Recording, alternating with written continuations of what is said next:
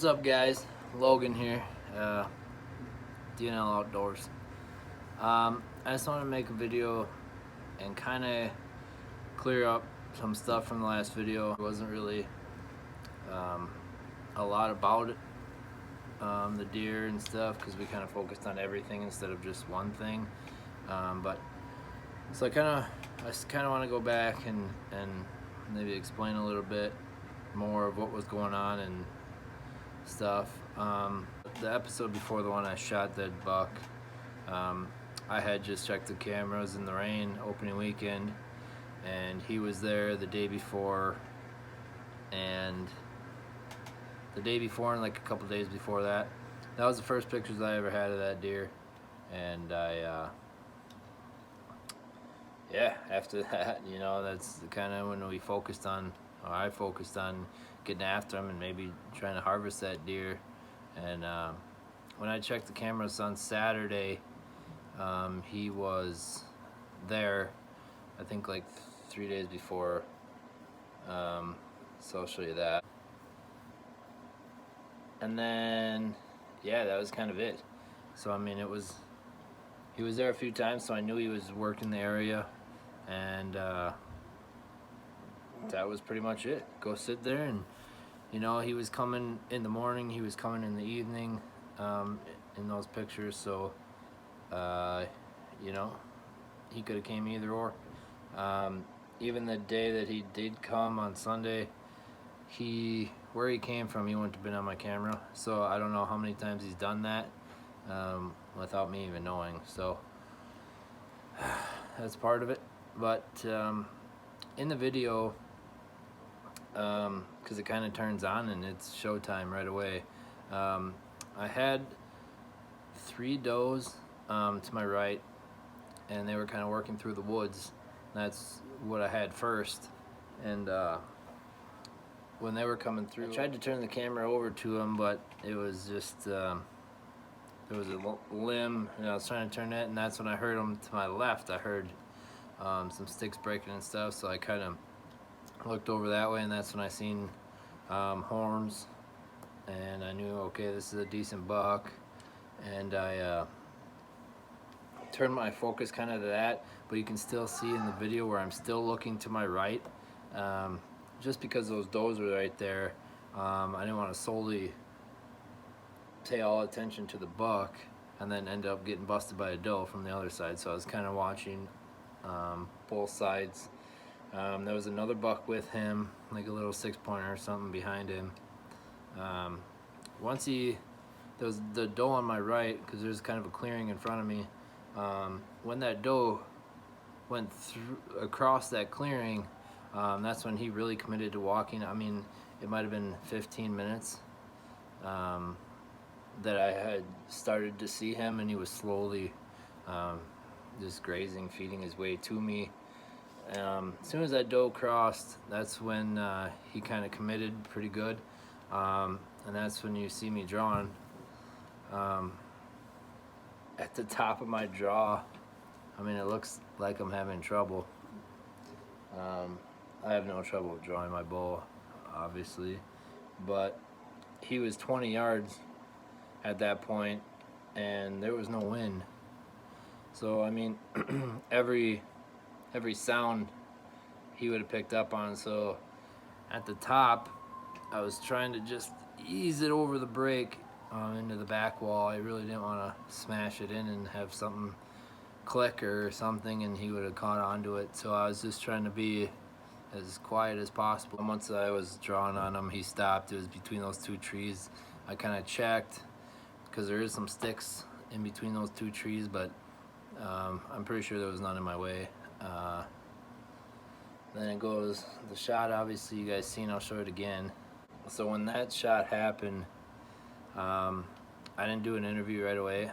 I guess you can kind of see I was like not the happiest guy in the world. That's not a shot that I was proud of. Obviously, I wanted to be lower than that, and even more to the left. But it was my mistake, obviously. Just up and down, and I think that all came from me lifting up lifting up the bow for some reason. I don't know what the heck was going on, but after Dan got there, the track job total, I think it was right around 20 minutes total to track that deer. It was pin drops pretty much, and obviously you've seen the penetration. I mean, I had 14 inches, so there's no, if it got in that far, I knew it had to be a pretty decent hit. The track job took about 20 minutes, but really not getting any blood. And knowing my arrow kicked out like that, I figured I didn't have an exit. Otherwise we would have had a lot more blood. But that tall grass, trying to pick out pin drops is pretty hard. We got into some kind of clearings, and it was kind of like he could have went this way, he could have went that way, he could have went that way. So we'd get ahead on that trail a little bit and kind of try to figure out which way you went, and then we'd find blood further up some other way and go that way. It was a tough track job. It took us a long time, and we didn't go far. The track job wasn't that far. It was just time consuming because we were so slow trying to find the blood.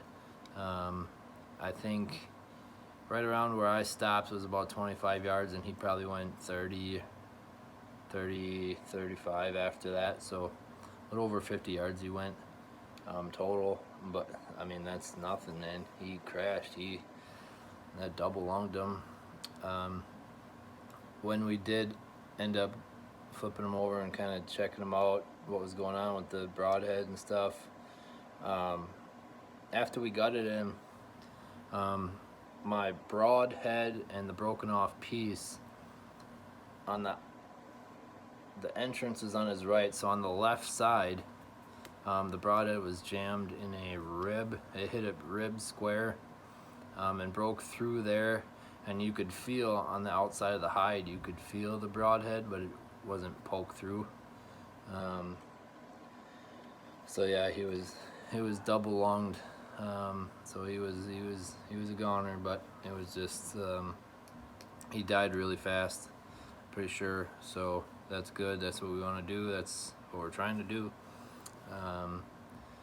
So yeah, it was good. It was just the way the shot went in, I was a little sketched on, and the blood trail and stuff wasn't the best, but there was reason for that. I had no exit hole, and the entrance hole was so high on the body, as the blood was filling, it just wasn't tipping out through, so we weren't getting any blood.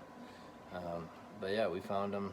I was happy with him. Biggest buck so far.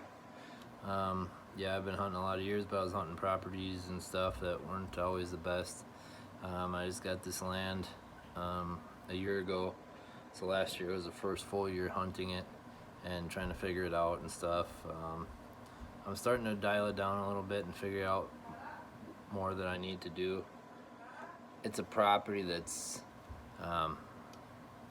surrounded by ag fields, beans and corn, and getting in and out is kind of tough in certain spots, just because I'm so close to the feeding sources.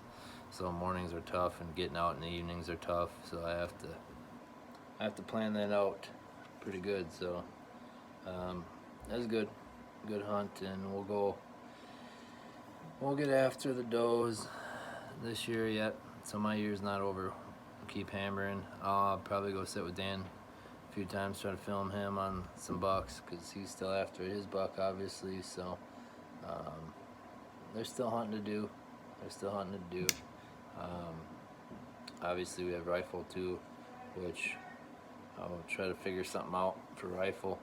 I'm pretty sure we can use a bow and use our rifle tag, so I might do that. I'm not much of a rifle guy, rifle hunter. I've done it my whole life, but it's not like, that's not something bow hunting's way better. I think anybody watching bow hunt videos knows bow. That's their thing.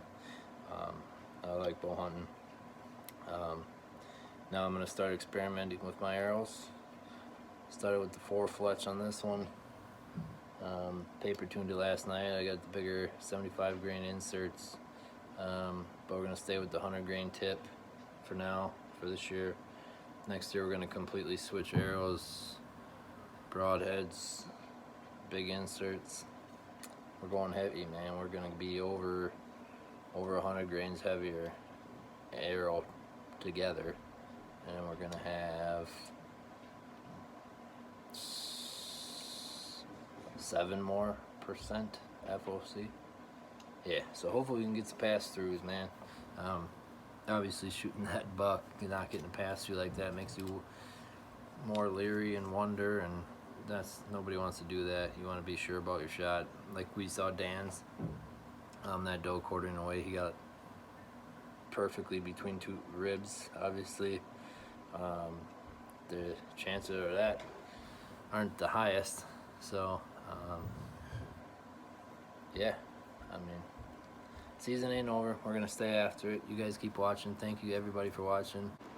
Well, now that you guys heard the story of how I shot that buck and what went down, time to get it cleaned up in the freezer and be ready for the next one. So I'm gonna grind up most of the meat. Well, not most of it, but I'm gonna grind up the back legs and yeah, vacuum seal it, make some burgers, make some just ground meat and some burgers. Who can't go wrong with that? And then we're gonna be ready, and we're gonna go after some more does so we can get some more meat to pack the freezer a little fuller. So we might be running just a little bit low. So yeah, here we go.